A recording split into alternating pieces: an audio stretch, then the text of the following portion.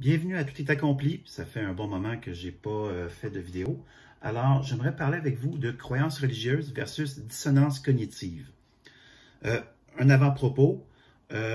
Cette série a pour but de faire la démonstration, sous un angle différent du langage théologique, que la foi et la croyance sont deux lignes parallèles qui ne se rejoignent jamais.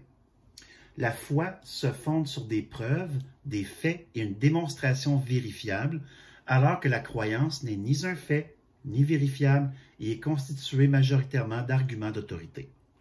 Donc ça, on l'a déjà vu dans une série précédente que j'avais faite concernant foi versus croyance. Alors, je continue cette fois dans un angle nouveau. Notons également que l'individu qui est croyant doit être distingué de sa croyance, religieuse ou autre, parce qu'il n'y a pas que la croyance religieuse qui existe. Il existe une multitude de croyances. La religion ne fait partie que d'un grand système de croyances. Les croyants possèdent les mêmes capacités de raisonnement, de jugement et d'intelligence que n'importe qui. Cependant, le croyant ne fait pas appel à la raison pour ériger son système de croyances ni pour défendre celle-ci. Il fera appel à des énoncés dont on ne peut en vérifier la validité. Alors, origine de la dissonance cognitive dans un contexte de croyance religieuse spécifiquement.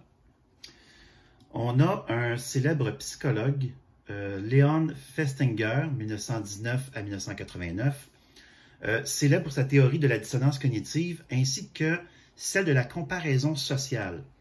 Cette dernière décrit comment un individu évalue ses propres opinions, croyances et désirs en les comparant à ceux des autres et comment les groupes religieux en particulier exercent des pressions sur les fidèles pour se conformer aux normes, aux credos et au but du microcosme social religieux. Définition de la dissonance cognitive. C'est un concept introduit par le psychologue social Leon Festinger, comme je l'ai mentionné précédemment. Et c'est un état de tension ressenti par une personne en présence de cognitions, donc connaissances, opinions ou croyances incompatibles entre elles. Que se passe-t-il quand une croyance est remise en question par des faits incompatibles?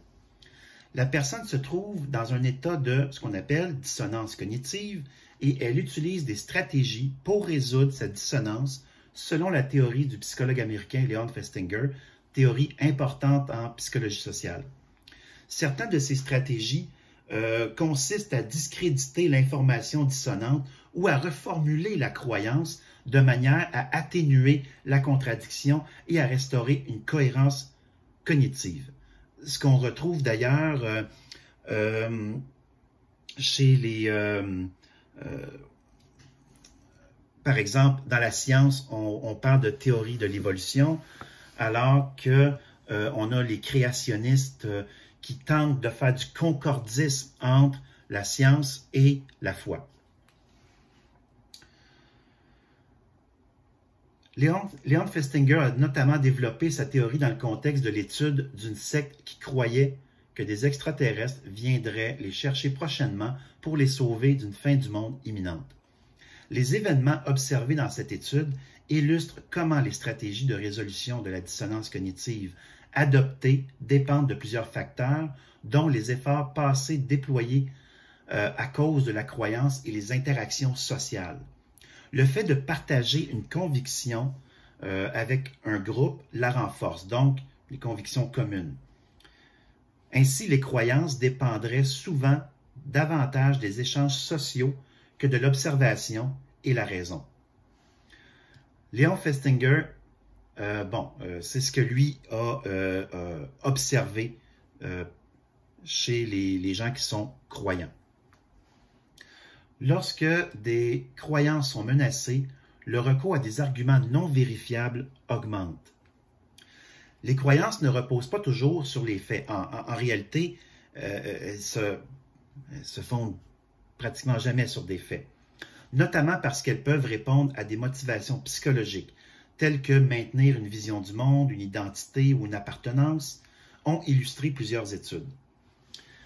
Ainsi, mentionne le journaliste Tom Jacob dans Pacific Standard, si le besoin de sécurité exige de percevoir la société comme équitable et juste, les gens seront plus susceptibles de rejeter les évidences d'inégalité économique et de brutalité policière. Il fait ainsi référence à une étude récente des psychologues Troy Campbell et Aaron Kay de l'Université de Duke, montrant que les gens qui n'aiment pas les solutions proposées à des problèmes, par exemple réchauffement climatique, criminalité, sont plus susceptibles de nier ces problèmes. Mais qu'arrive-t-il lorsque les gens sont confrontés à des données qui contredisent leurs croyances? Dans une nouvelle étude publiée dans le Journal of Personality and Social Psychology, ces chercheurs et Justin Friesen de l'Université York proposent qu'ils seront plus susceptibles d'intégrer dans leur système de croyances, par exemple religieux ou politique, des aspects qui sont non vérifiables, qui ne peuvent être testés et réfutés de manière empirique et concluante. Dans 2 expériences, ils montrent une fonction offensive à la non-vérifiabilité.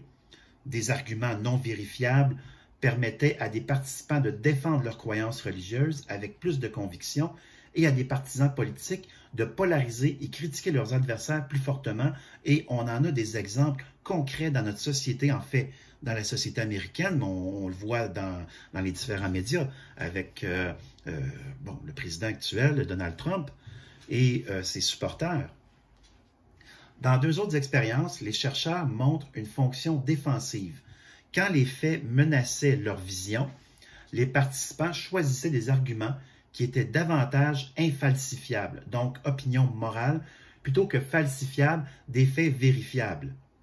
Par exemple, des participants lisaient un texte dans lequel il était exposé que des découvertes dans le domaine de la physique, boson de Higgs, remettaient en cause l'existence de Dieu ou lisaient un texte dans lequel il était exposé que ces découvertes ne remettaient pas les croyances religieuses en cause. Ils devaient ensuite ordonner 10 raisons de croire en Dieu. Ceux qui avaient lu le texte menaçant la croyance priorisaient davantage les arguments qui sont non vérifiables. Les chercheurs concluent en discutant comment, dans un monde où les croyances et les idées sont de plus en plus facilement vérifiables par des données, les arguments dont la véracité ne peut être vérifiée peuvent être attrayants à inclure dans les systèmes de croyances et comment ils peuvent contribuer à la polarisation et à la marginalisation de la science dans le discours public. Et ça, on le retrouve fréquemment dans la notion religieuse, de la croyance religieuse, alors que la raison est vue et l'intelligence est vue comme quelque chose qui n'est pas vraiment acceptable. Parce que la foi, ça devrait être quelque chose qui est un peu mystique, alors que ce n'est pas le cas. Les croyances religieuses, par contre, n'ont pas le monopole de la non-vérifiabilité, souligne la journaliste Jessie Singal dans Science of US. La psychanalyse, par exemple, contient beaucoup de croyances non vérifiables. Ainsi, il faut faire attention à ne pas réserver cette étiquette qu'aux phénomènes religieux, puisque la notion religieuse appartient à la grande famille des systèmes de croyances. Donc, j'ai les sources des textes, des études, et je vais également là, vous la rendre disponible à partir de ma chaîne YouTube. Alors, je vais revenir pour une autre vidéo qui va faire la démonstration un peu de comment pense un croyant. Alors, je vous remercie. À bientôt.